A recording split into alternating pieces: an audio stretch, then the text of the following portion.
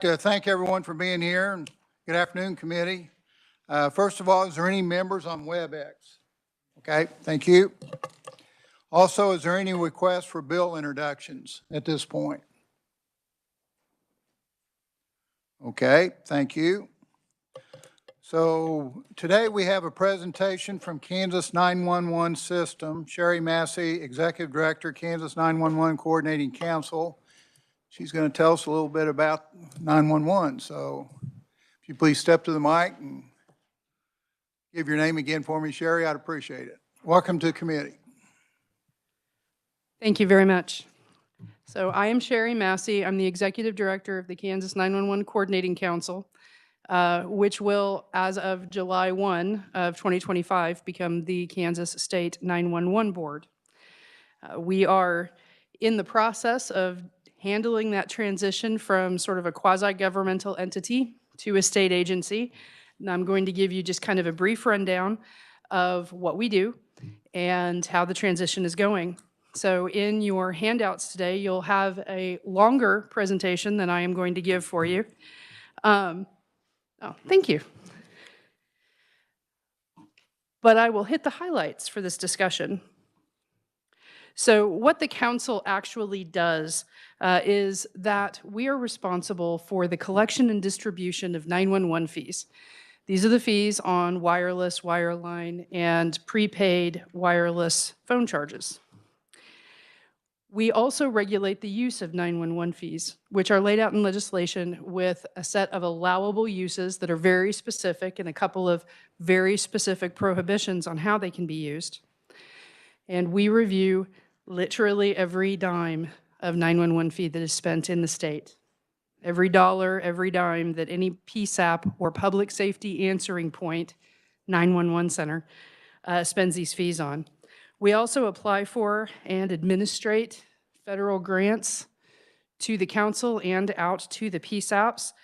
And then we do our best to create economies of scale in the state to monitor 911 services such that we can find ways to make 911 both more effective and more cost efficient.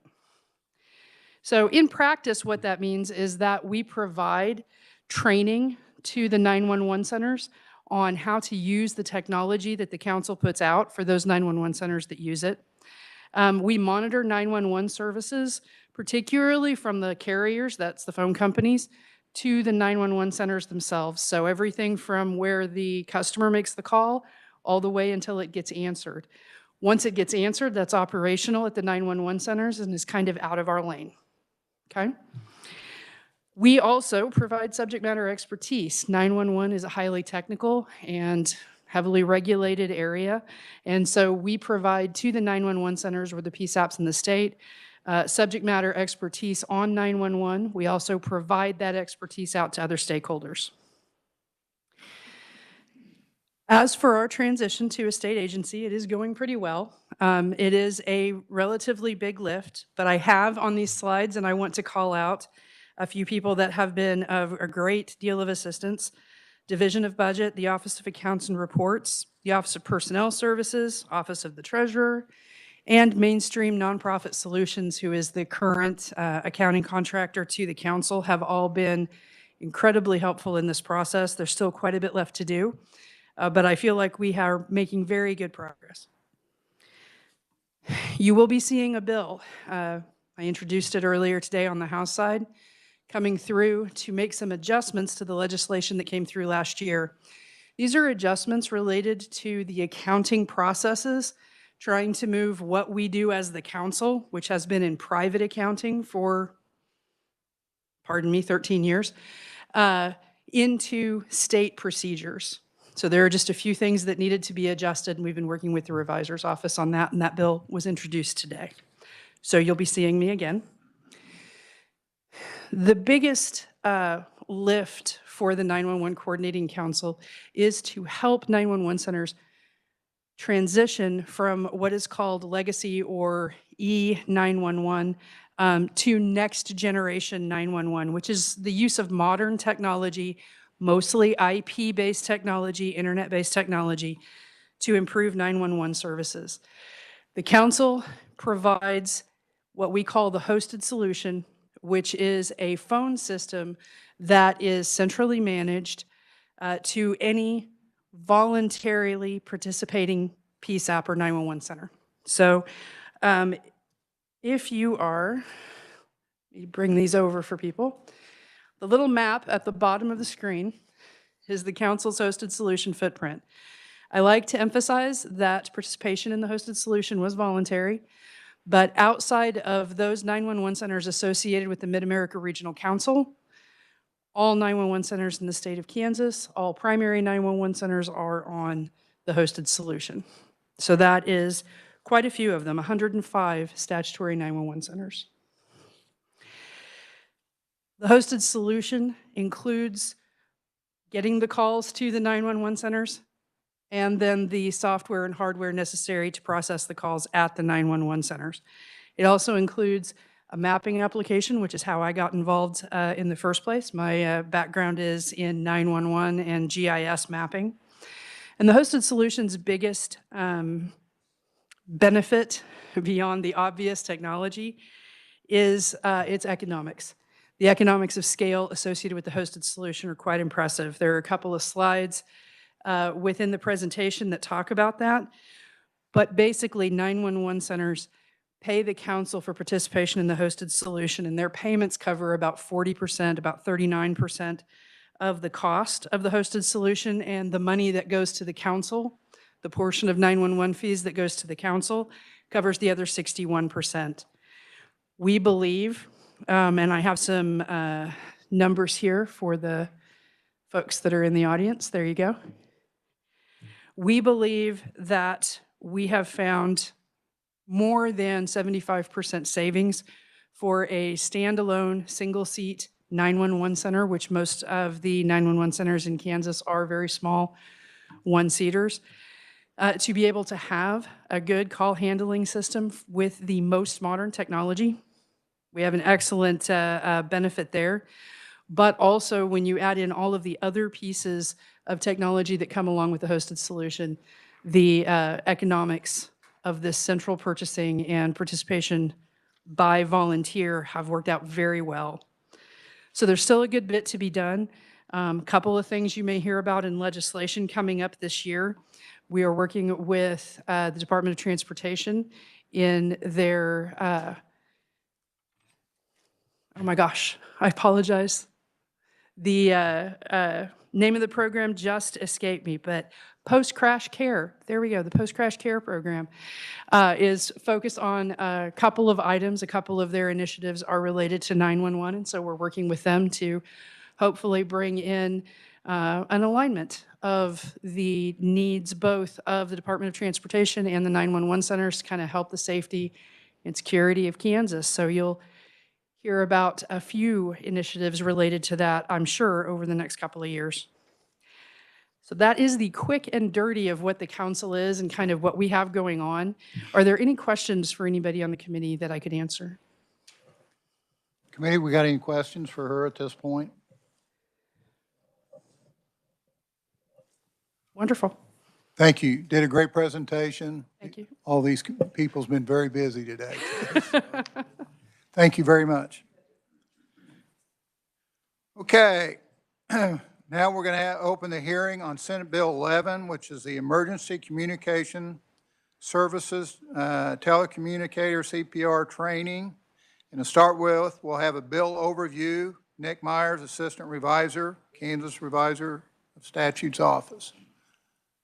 Nick, welcome to committee. Thank you, Mr. Chairman. Good afternoon, committee. Senate Bill 11 is a fairly short and succinct bill. What this bill would do is it would amend the Kansas 911 Act to require the state 911 board, once it becomes a state 911 board, as you heard Sherry describe, that process is going to occur, will require this board to establish and enforce minimum telecommunicator cardiopulmonary resuscitation training requirements for all 911 telecommunicators in the state of Kansas. So these TCPR requirements, training requirements, what they are known as, TCPR, include training and continuing education in a nationally recognized and a high quality TCPR program that includes recognition protocols for out-of-hospital cardiac arrest and compression-only CPR instructions for callers. In other words, this training would be a training method for telecommunicators that are providing those emergency dispatch services to provide guidance and instruction for CPR efforts if someone is suffering of a cardiac emergency. So if this bill is enacted, it would go into effect on July 1, 2025. And Mr. Chairman and committee members, I'd be happy to stand for questions. Okay. Senator Warren. Thank you, Mr. Chair. So I guess the first question in committee on our first bill. So this may have been a question I should have asked to our executive director from the Kansas 911 Coordinating Council, but Nick, since you're at the podium now, I'll ask you. So we were hearing about fees collected and fees and how they're used and spent. Who pays those fees for 911? Yeah, so those 911 fees are assessed on every phone bill. If you have a phone, a mobile phone or a landline phone, you're assessed a 911 fee. Those fees are also assessed on prepaid wireless sales as well. So that's how those fees are collected. Thank you for clarifying for those who may be following along, watching committee, and for our new committee members.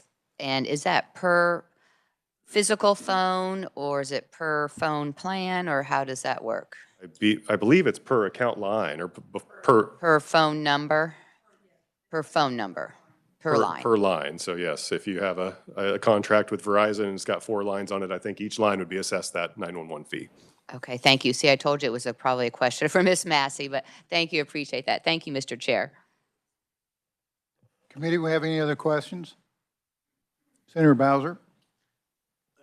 Thank you, Mr. Chairman. I think it's a good idea. I mistakenly assumed that 911 operators were already CPR trained.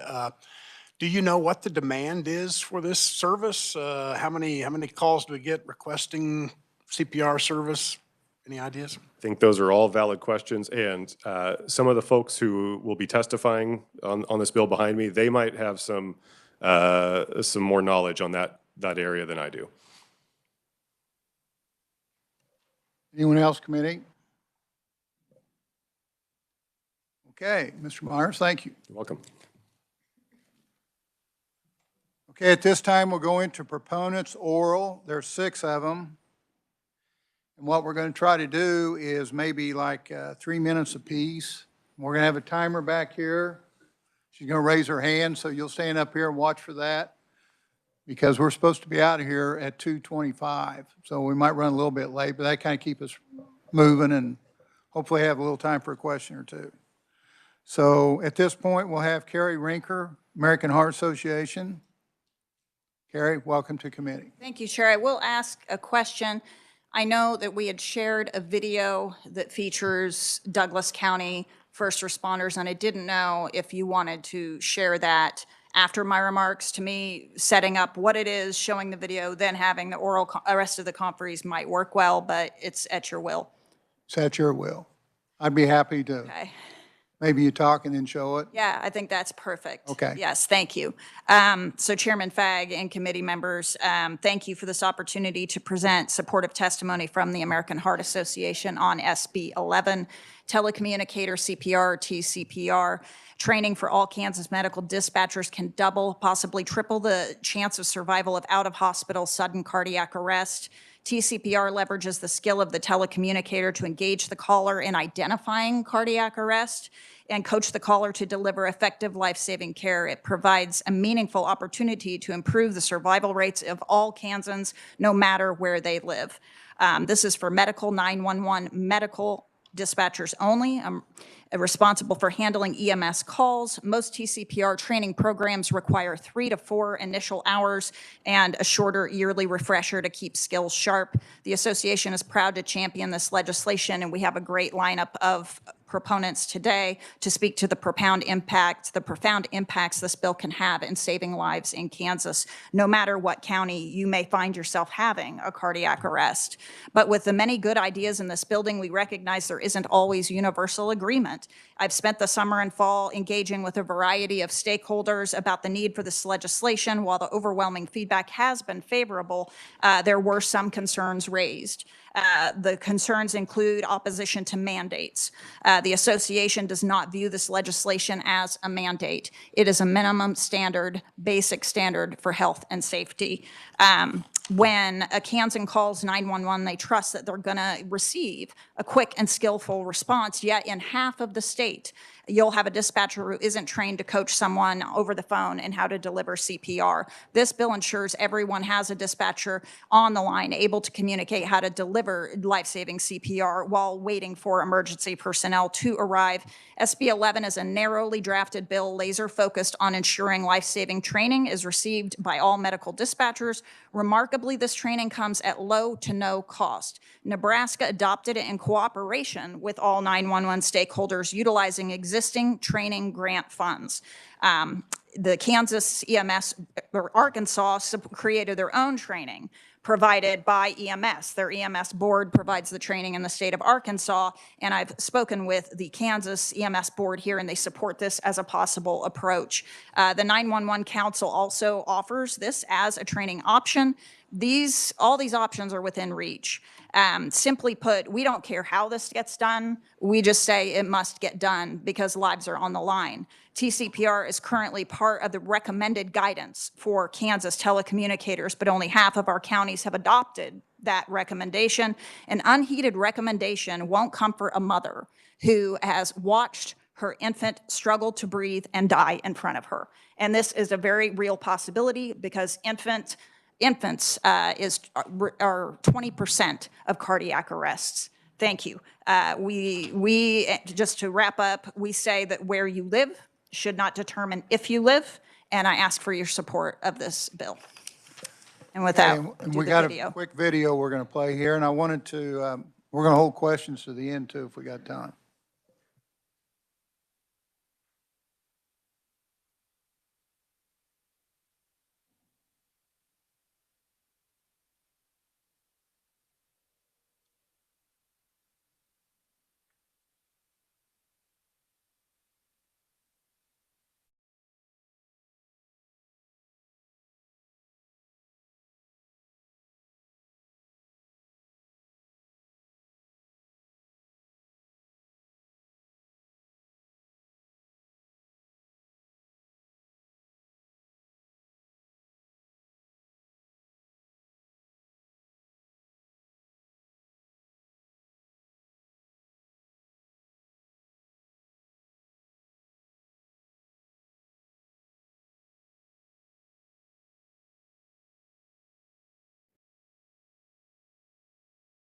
So telecommunicator CPR is being the voice on the other end of the line during what is arguably the most stressful and difficult position any person can be put into. Alan! Oh no! No! Help! No! No! Help me! No! I don't feel a pulse. We're the voice trying to keep you focused, keep you in that moment, and help you get that person the help they need. I'm sending paramedics to help you now. Stay on the line. I'll tell you exactly what to do next. But listen carefully. I'll tell you how to do chest compressions. Cardiac arrest is obviously a life-threatening medical emergency, which does not have great odds of survival. Being able to be trained to do CPR yourself and doing it over the phone is the difference between driving a car and driving a remote control car. You're getting them focused, you're giving them clear guidance, and you're also making sure that they believe in themselves and know that this is something that they can do. That's why the tools we have are so important. They give us phrasing that's been tested time and time again to get the reaction we need to get on the other end of the phone. And those tools, when used appropriately, result in a lot higher success than someone just trying on their own. I'm really proud of how effectively this incident illustrates the high quality of care that we provide to the residents of Douglas County. We pride ourselves for having a very robust training environment. but that's not similar across the state. Setting standards and setting a level of training for all telecommunicators throughout the state is very important. And unfortunately, that's not where we're at today.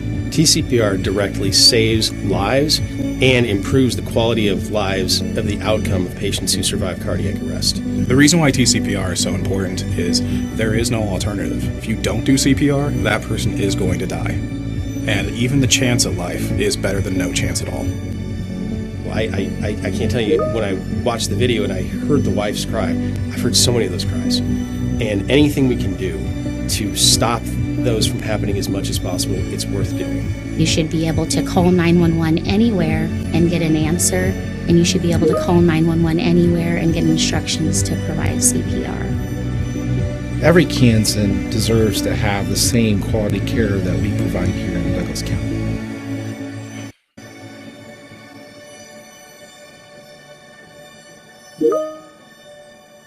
Okay, thank you. Next, we'll have the Sonia Beza, our TV star here, is the next presenter, I guess. Welcome to committee. Be sure and state your name, please. Thank you very much. I'm Sonia Baeza. I'm Deputy Director for Douglas County Emergency Communications. And I'd just like to thank you for allowing me to be here to speak on this matter today. I began my 911 career in the summer of 2011, and I was really lucky to join an agency that already had the training and protocols in place that gave me the tools that I needed to learn how to provide these life-saving instructions over the phone. I've been able to help people on the worst of worst days. I've helped a mother give CPR on her child. I've helped a loved one give CPR on their partner of 70 plus years. I've heard those cries, I've heard those screams, but I also had the tools and the training at my fingertips to be able to walk them through. And I knew at the end of every one of those calls that I did everything that I could to give them the help that they needed before other responders showed up on scene to take over patient care. Throughout my career, I've learned about the importance of these protocols in so many ways. So as a line level call taker and dispatcher, I use them every day, every week. But as a trainer, I then guided new employees on how to be confident and comfortable to give these types of instructions over the phone. As a supervisor, coaching new employees so that they can be comfortable and they can, express the importance of why we need to have this training, why we need to be good at this, why we need to have these skills. You always want to be prepared and ready for those calls. And then as an administrator, knowing about outcomes and the importance of the whole system and how every piece of the puzzle comes together to provide the best care for all of our citizens that we all sign up to serve every day, often without any recognition, but that's not why we do it. We do it because we want to make a difference and we want to work together and we want to be there for people when they need it the most. Growing up in Kansas, I'm well aware of the disparities that exist. I grew up in a town of about 200 people, might be about the same size as this room. When I went to college, my first class was much larger than my entire county. And so I know that if my mom or dad were to call 911, the telecommunicator on the other end of the line does not have the training in place to guide them through CPR, and they would not know what to do. I have a 3-year-old daughter, and I know that in my county or the surrounding counties, if I need to call 911, even though I've done this forever, I would still have somebody there to help guide me through what to do, because in that emotional moment, it doesn't matter how much you know or how you think you'll respond, you still need that support. But somebody I grew up with, side by side my entire life, her 4-year-old daughter, they live in my hometown. If she needed to call 911 to get help for her, she would not have somebody that has that training in place. I think it's my responsibility as a Kansan, as a professional in this career, to speak for the importance of this mission. So thank you very much. I appreciate it. Thank you. Okay, next we have Rex Bruce. Rex, welcome to the committee. Please state your name on the phone. Rex Bruce. I'm superintendent at Meade Schools, Southwest Kansas. I made the short 5-hour trip here to speak today, and I thank you. In my Senate district, only one county has TCPR. Stanton County, one of the smallest population areas. And for me, I live about 35 miles from the Oklahoma border. If I happen to be going that direction on a trip, Oklahoma has this enacted. And here I am 35 miles from the border, don't have that capability. You know, and then with cardiac arrest, it don't matter, you know, partisan, urban, rural, you know, all ethnicities are at risk for this. And I think we need to provide some of our rural communities with the same chance of survival, a cardiac incident, as our urban counterparts, especially knowing this can be done at little or no cost. And as superintendent, this is the first time I've got to come in and talk about something at little or no cost, and it's fun. It is possible for some rural communities to enact TCPR. Stanton County, 1,900 population, Hodgman County, 1,600 population, Lincoln County, 2,900. They all have TCPR, so it is possible for small counties to provide this. And if they can do it, I don't see why all the communities and counties can't. I'm going to give just a quick story, and that's it. Just a few weeks ago, my daughter, who's a principal in Southwest Kansas school, elementary school, a man came that had retired to visit the kids, had a heart attack in the gym and went down while the kids were there. Luckily, that employee, not my daughter, that employee knew CPR and started within seconds. EMS came, took him to the hospital. Later that week, that man came back to school to show the kids that he was alive and well. That's don't happen very often. So, you know, if that just proves immediate CPR saves lives. And by the way, the man on that video, Alan, he's over here today.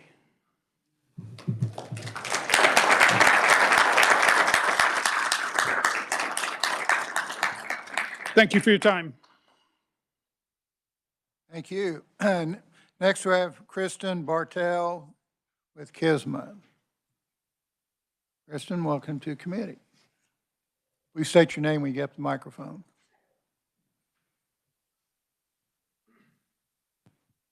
Good afternoon, Mr. Chairman and committee. Thank you for giving me the opportunity to address TCPR to you today. My name is Christina Bartel. I'm the president of the Kansas EMS Association.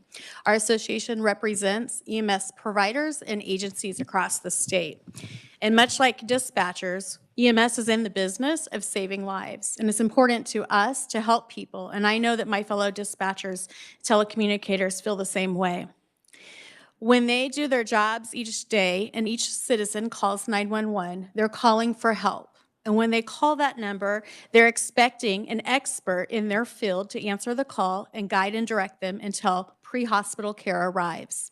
Many citizens would be alarmed to find out that their dispatcher is not equipped to handle a CPR event or cardiac emergency, that they'd be able to provide them the steps of what they should do. It is a relief to the citizens when they are in that moment of crisis and chaos that someone can bring some calm to the storm, guide and direct them to proceed as they're waiting on more help to come. The data and the science shows that early CPR saves lives. It also provides confidence to our dispatchers. It gives them the ability to feel like they are bringing some sense of relief, helping guide the caller through the emergency and providing care until help arrives. They are the true first responder, and we appreciate their efforts to help improve the outcome of citizens in Kansas prior to our arrival. I'm also a director of a small service and a paramedic that still works on the truck. And I just have a quick story to share with you. I'm privileged that my daughter is a dispatcher in my county. And back in December, we had a cardiac arrest call come in. And she happened to be the dispatcher on duty, and I happened to be the paramedic on duty. And as she dispatched us out with her partner, I could hear her counting compressions to the caller on the phone. And when I arrived at that home, the wife appreciated that the dispatcher was helping her in this terrible time of crisis before the holidays. She was terrified that she was going to lose her husband. That dispatcher, my daughter, gave instructions to provide life-saving care, and that patient was discharged from the hospital 2 weeks later during the Christmas holiday, and he was able to spend that time with his family. And I can assure you today that that family appreciated those moments that the dispatcher could give those instructions and provide their family member life-saving care. So we are proud to support this bill. We are proud to do whatever efforts are in Kansas to improve the health and lives and outcomes of citizens, regardless of your zip code. Thank you for this opportunity to support the bill. Thank you. You're all doing a great job here. Nancy Holland is next on the list. Nancy, please state your name at the microphone and welcome to committee. Hi there. Hi, my name is Nancy Holland. I live in Johnson County, Kansas. And 10 years ago last week, as a matter of fact, I was out at a restaurant in Leawood, Kansas, and I went down with a cardiac arrest, much like Alan. I don't remember very much from that day, but from what people have told me, apparently we were seated in the restaurant. I ate a few bites of my salad, pushed it to the side, and said, "I'll be right back." And I was very fortunate that as I walked into the ladies' room, I had that cardiac arrest, and it was actually witnessed. The lady who saw the cardiac arrest immediately ran out for help. I'd like to leave you guys with this. At the time, I was 45 years old. I had been to my doctor 2 weeks earlier and had been told I was the picture of health. I did not smoke.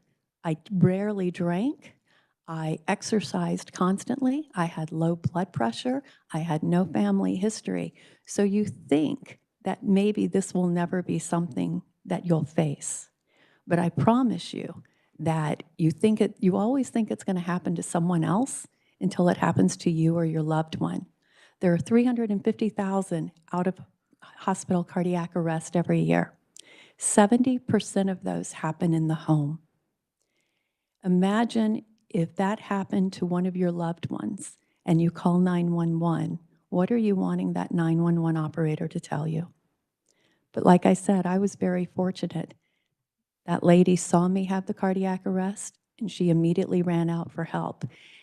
And in that restaurant was a 25-year-old restaurant manager, who I will turn the podium over to, Richmond Carson. Thank you. Richmond Carson, you're next up. Please state your name. Welcome to committee. Thank you. And those two are good. They didn't need paper. I do need paper. So good afternoon, chairperson and committee members. Thank you for allowing me to share a deeply personal memory with you today. My name is Richmond Carson, and this is a story of how one phone call and one calm, steady voice saved a life. To set the scene, it was January 17th of 2015. It was the peak of restaurant week. Every table was full. Our reservation list was absolutely full as well. Energy was high. People were laughing, enjoying their meals. But in a blink of an eye, everything changed. One of our guests, Nancy, collapsed in the restroom. She was found unresponsive, face down on the floor. There was no pulse. She was not breathing. She was dying. The room went still. I still remember the look on Colby and Casey's face of my fellow managers that night. Blood drained and eyes wide, as I'm sure I looked the exact same.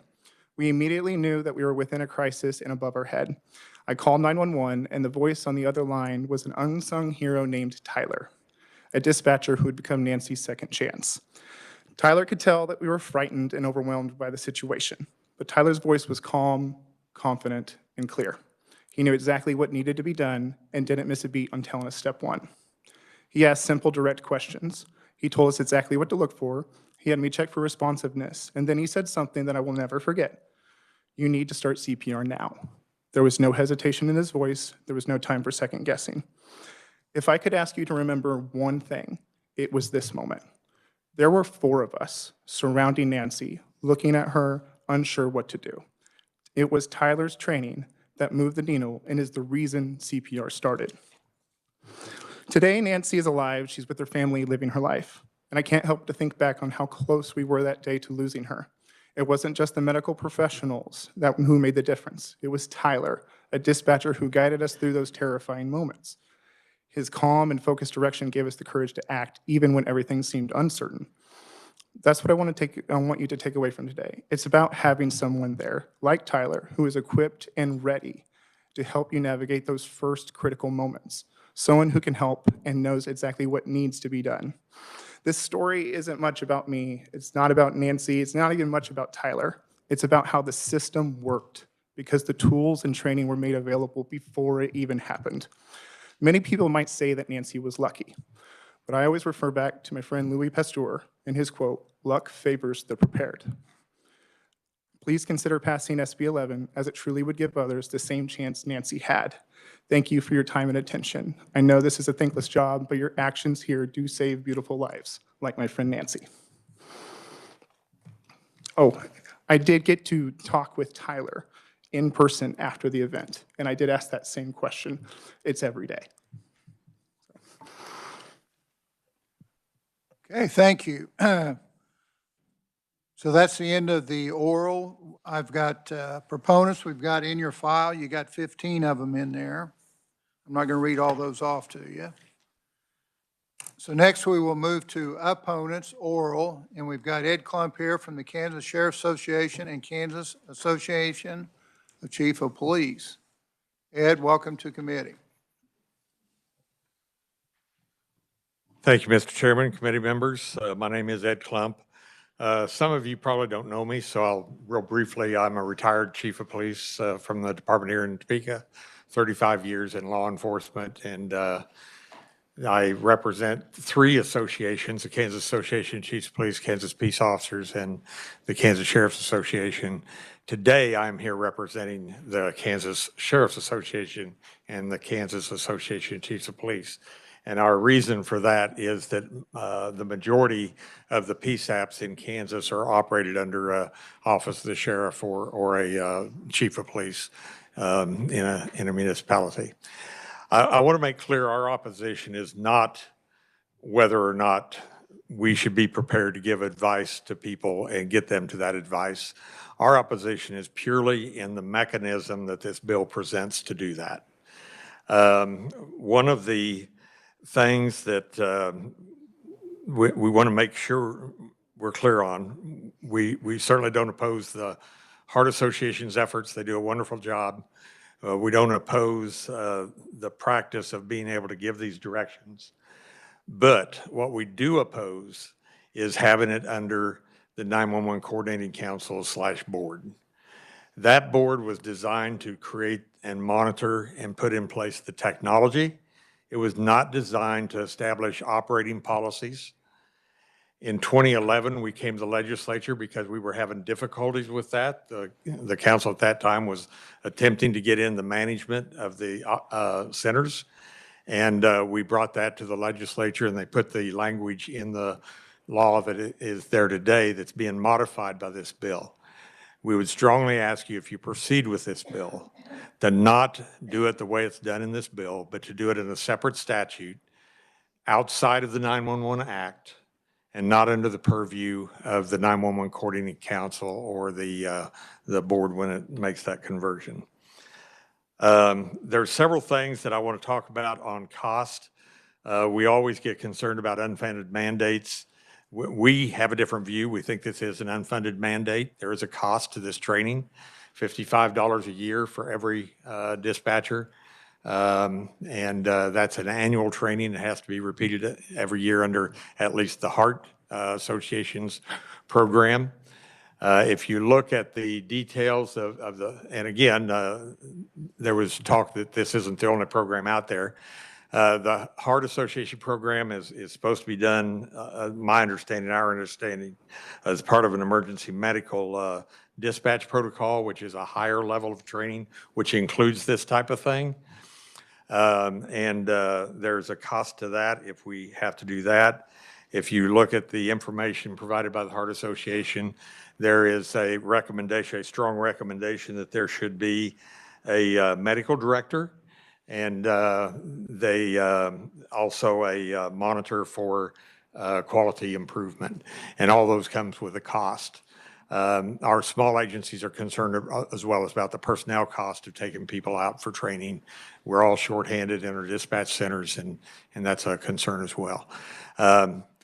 There's more details in my written testimony. I'll stop there because my 3 minutes are up, but I'll be glad to answer questions if you have questions. Okay, thank you, Ed. Committee, you'll get to know him, some of the new ones here, next 4 years. Ed does a lot of good work for the state. Okay, I have opponents written. There is one from just one of them, so it's Spencer Duncan from the League of Kansas Municipalities. So that's in your file. So at this time, is there any questions that the committee would want to ask anybody? Senator Holscher. Thank you, Mr. Chair.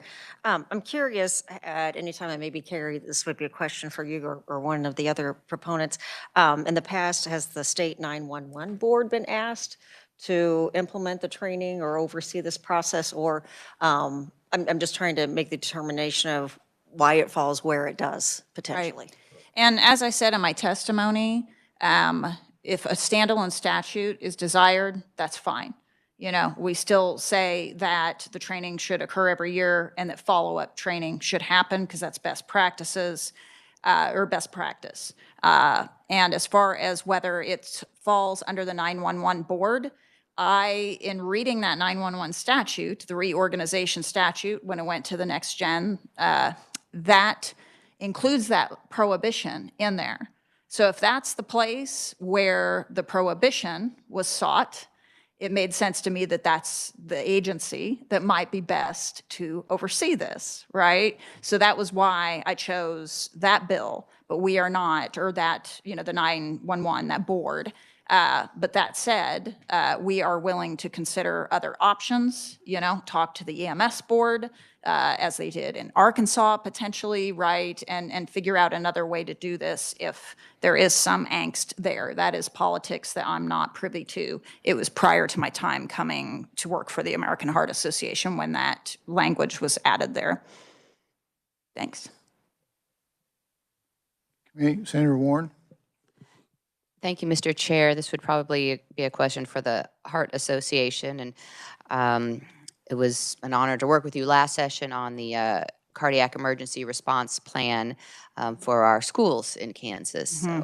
So related, but not directly on point. So in the fiscal note, we see from the division of the budget, the state 911 board estimates the average cost to implement EMD protocols, which are a higher level, I guess, would be $2.4 million in fiscal year 26, and then for fiscal year 27, $10,000 for each of the 60 PSAPs to maintain the EMD protocols with a total cost of $600,000.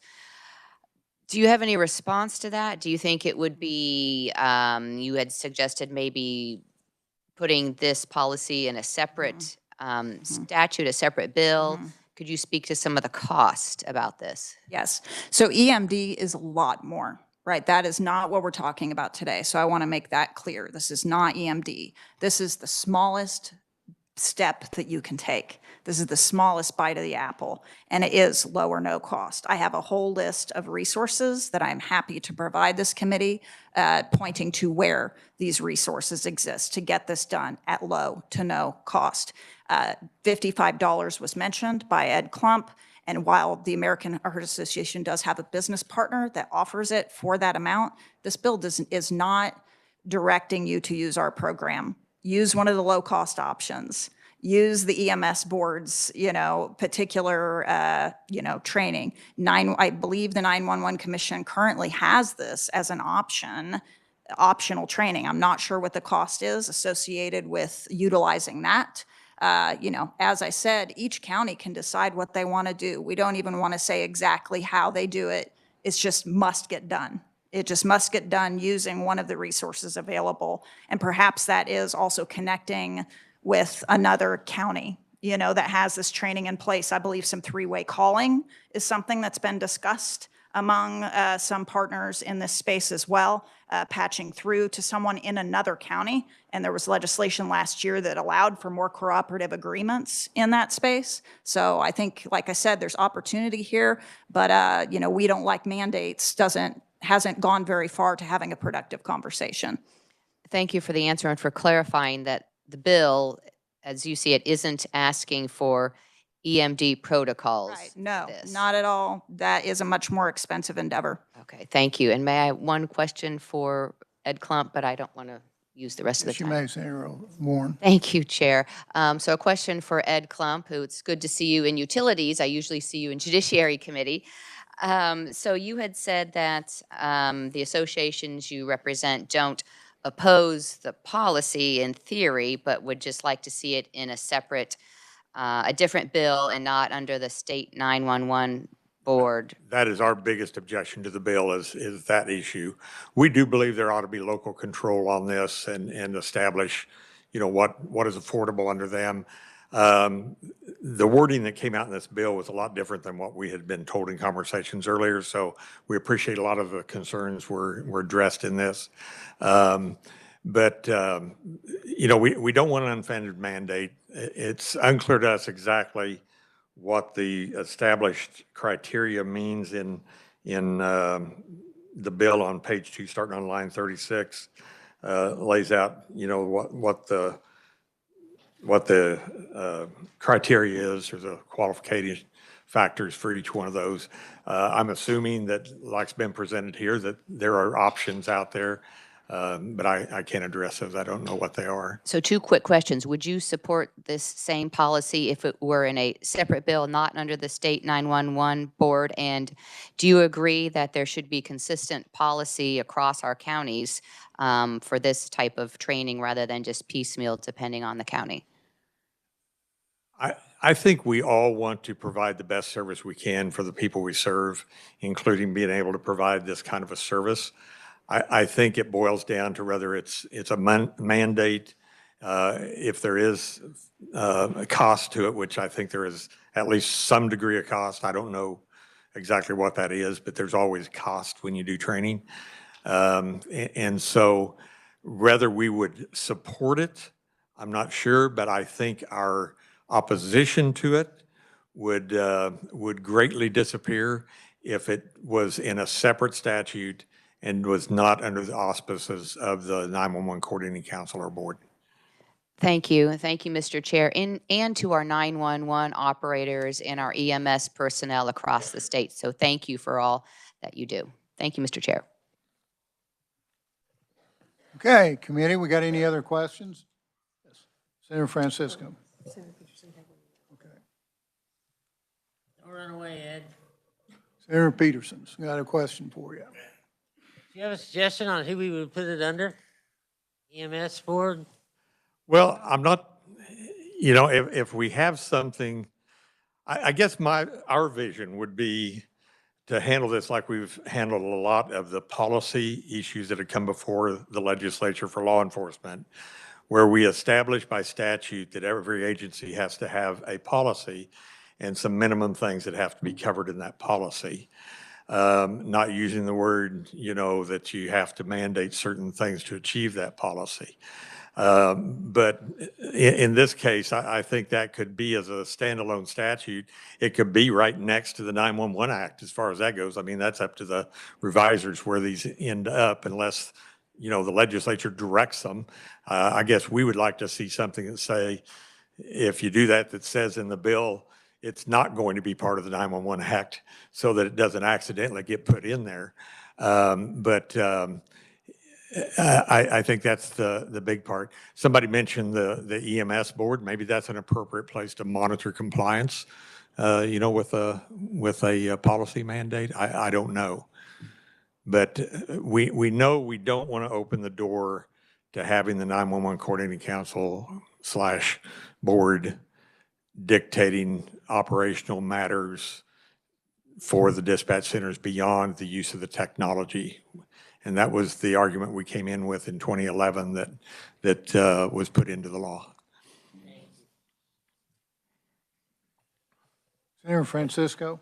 Thank you, Mr. Chair. So I just wanted to confirm that it is possible to get this training online for, and I see a nod.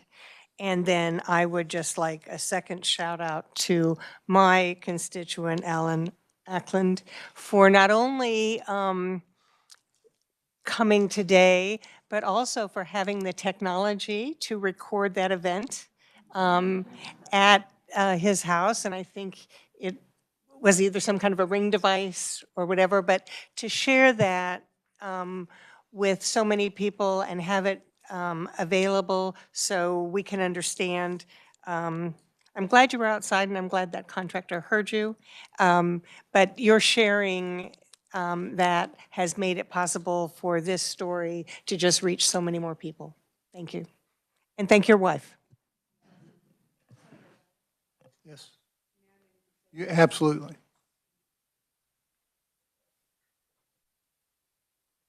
This is Sherry Massey of the 911 Coordinating Council again. The Coordinating Council doesn't have an official position on this bill one way or another, but I was part of putting together the fiscal note. So I kind of want to address the question that Senator Warren brought up about emergency medical dispatch protocols. So the cost that is in the fiscal note under the local government cost is for the implementation of EMD. I want to be very clear that that is how I knew in preparing for the fiscal note that you could get these protocols. TCPR training, the best way I could figure out how to describe this to people is that TCPR training is to a degree like driver safety training. You have to have a car, you have to have a driver's license, then driver safety is a pretty good thing to have. It helps you out a lot, but you have to have the car and the license. You have to have the protocols, meaning the questions that will be written down that people are going to ask, the telecommunicator is going to ask, and you have to have the instructions.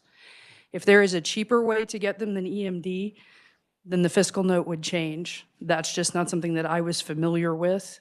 But understand that just taking the training does not solve this. There will be other steps that have to be taken locally to get it done. So you should take that into consideration. Okay, thank you.